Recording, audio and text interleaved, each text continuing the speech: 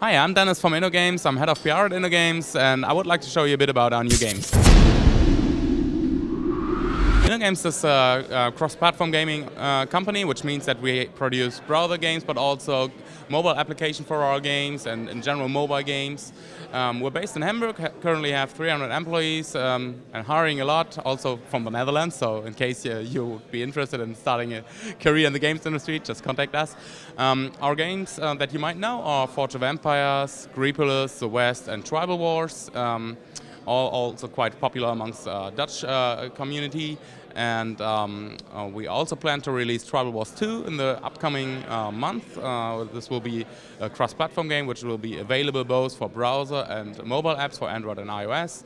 And we're working hard on it to get it out as early as possible, but also in a quality as good as possible so you can try it out.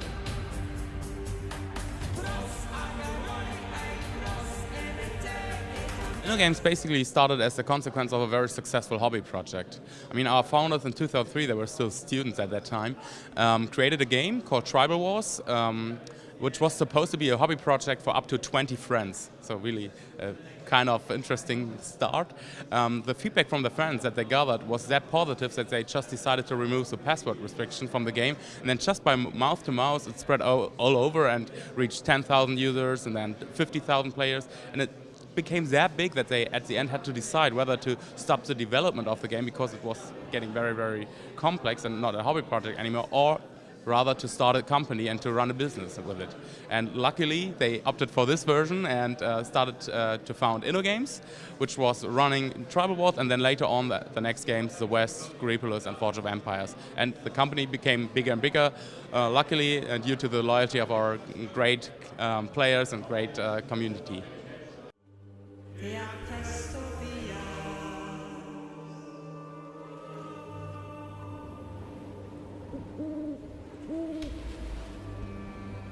Started in 2011 or so when we started to develop mobile optimized gaming pages. So those were not real apps for mobile devices, but rather mobile optimized user interface for the regular browser game. So when you entered it via a mobile browser, you had adjusted user interface, adjusted icons and all those things.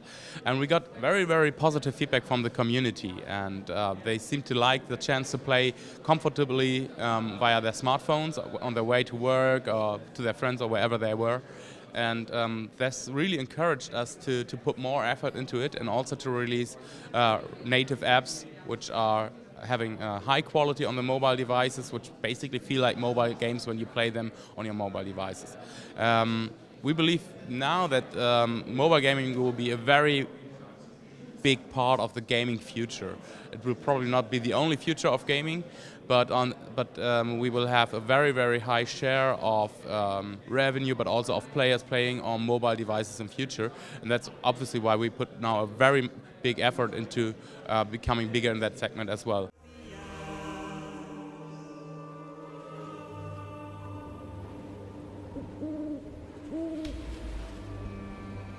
No, that wasn't never scary for us, because that's also a bit of the result of our historical background. You know, as our founders created their first game, they had to make it free because they never planned to earn money with it. And on the other hand, they implemented this premium services quite early into the game because they had to pay the servers. They didn't want to lose money as well. So the original idea was just to let some players pay for the servers, and yeah, then that was the deal. But they quickly found out that although the game was free and everyone would be able to play it for free, there were quite a lot of players who were willing to support this game because they liked it and because they got maybe some comfort advantages in the game with the premium service, and they found out actually that they were earning money from the very first month on without having planned this. I mean, they were always getting more money from the players with this premium service than they had to spend for the servers. As said, it was a hobby project, that wasn't even the purpose, but they originally very early found out that this works also as a business model, without having this as the purpose. And as they knew that this business model works before they founded the company, there was not that much of insecurity for them.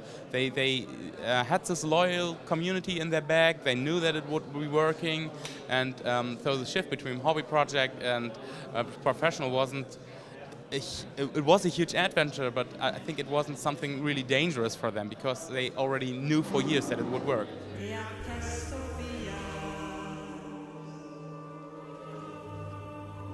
I personally believe that in the very, very long term, platforms will melt with each other. You know, there will be a situation, and we are already coming to this situation for a few gaming tablets. Is that a console? Is that a tablet? Is that something in between? Who knows? Where's the difference? Where's the gap? Where's the border?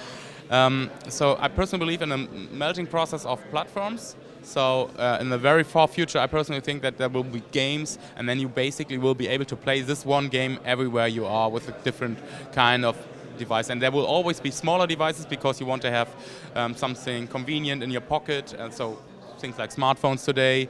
But on the other hand, you will also have bigger devices who have obviously bigger graphic opportunities because the hardware simply is bigger and also the screen is bigger. So you will always have those different kind of devices, but on the other hand, you will not have, okay, this game is for this platform and this game is for this platform. I think this will be outdated quite soon. Dawn of time, humankind has faced danger in its quest for prosperity and progress. From villages arise cities. From cities arise empires. And once close allies become the bitterest of enemies. What will your story be?